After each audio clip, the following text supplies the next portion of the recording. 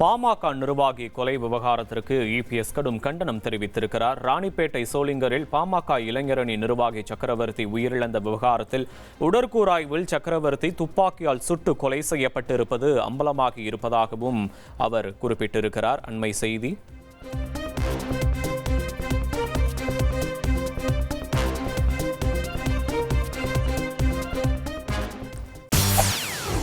செய்திகளை உடனுக்குடன் தெரிந்து கொள்ள உடனே சப்ஸ்கிரைப் பண்ணுங்க.